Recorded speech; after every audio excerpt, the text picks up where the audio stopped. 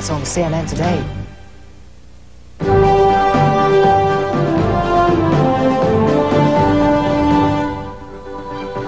Because we acted, nations like Libya have gotten the message and renounced their own weapons programs.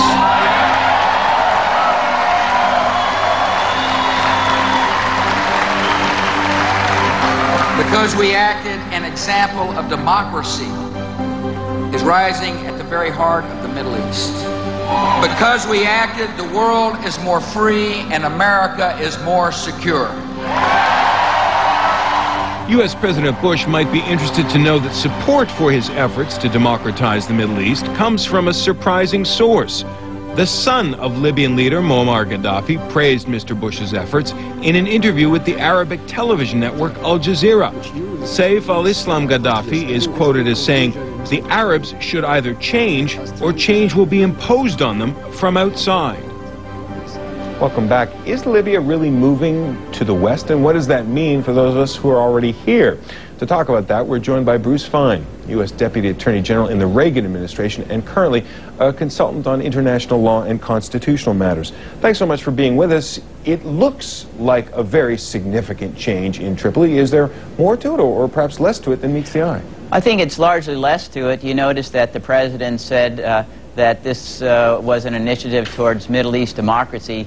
Colonel Gaddafi has clearly renounced any idea that his change on weapons of mass destruction means that he'll submit to an election at any time in his lifetime. Indeed, he said even if there was a plebiscite against him, he wouldn't obey it. There's still no freedom of speech. There's no freedom of press. There are no political parties. He runs the country by his Green Book, which is rather an outmoded institution which prohibits private property, generally speaking, and basically requires the government to be run just by himself.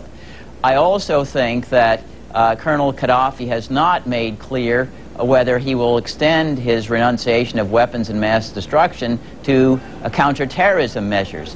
You may recall that in 1986 there was a bombing of an American discotheque in Germany that killed a soldier, and with regard, that led to then President Reagan's bombing of Tripoli and killing of one of Gaddafi's adopted daughters. And Colonel Gaddafi has never renounced and apologized, atoned for that sin. He's limited his reparations to the Lockerbie terrorist incident, but he's not said that he'll cooperate in shutting down terrorist financing. Well, let me stop you right there, forgive me, because you're making an important point. It has been more than a decade, though, since the last terrorist incident that even U.S. authorities can connect him to, and it would seem from U.S. authorities that Colonel Gaddafi or his government have been very helpful in the investigations at September 11th.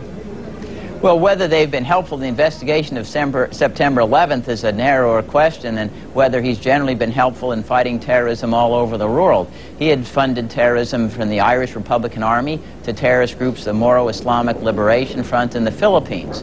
And it's not at all clear from Colonel Gaddafi's statements that he stopped the financing. It's quite a different thing to say he's not actively involved in terrorism from saying he's also affirmatively supporting shutting it down. And it's the latter that seems to me ought to be a sine qua non before we open up Libya and welcome him back into the family of nations. It's been a requirement imposed upon others as well. So I guess you think Tony Blair had no business visiting Tripoli?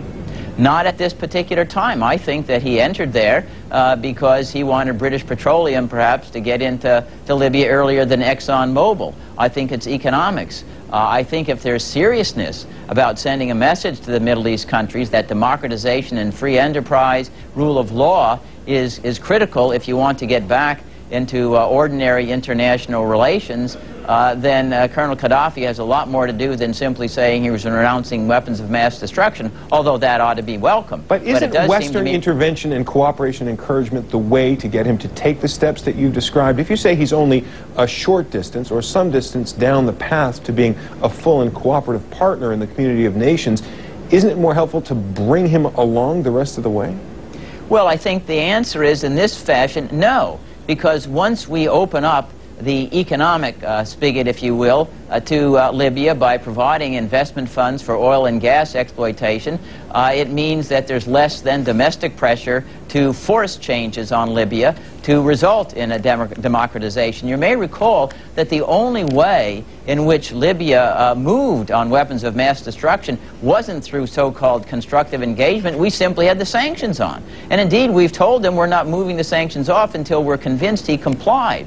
And it was by not yielding until he moved that we accomplished results. And there's no reason to think why we couldn't insist on a broader array of measures before we go and relieve the economic stringencies that have clearly been largely responsible for his movement in this case. The bottom line here, to your mind, is that Muammar Gaddafi doesn't deserve much credit for what's happened.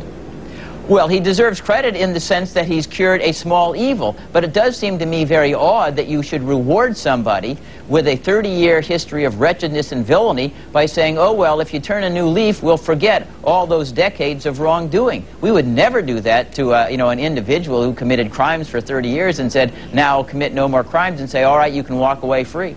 Well, let me ask you one last question, and it brings us back to a point you made early on in our conversation. There is a Bush administration policy promoting democracy in the dictatorships of the Arab world. Have London, and to a lesser extent Washington, now tied their fate to Muammar Gaddafi, a dictator, working against their own stated policy, which is to do away with those kinds of systems? Yes, I think you're exactly right. They've sent the signal that you can move forward with the United States and Great Britain and not change a whit towards democracy. And I think that's certainly a wrong message sent to Saudi Arabia, a wrong message sent to Jordan, a wrong message sent to Syria, a wrong message sent to Egypt. And they will look at the example, and when the United States tells them, hey, you ought to move towards democracy, they'll say, listen, you've got engagement with Libya, and when Gaddafi starts holding free elections, we will. And that's going to be never.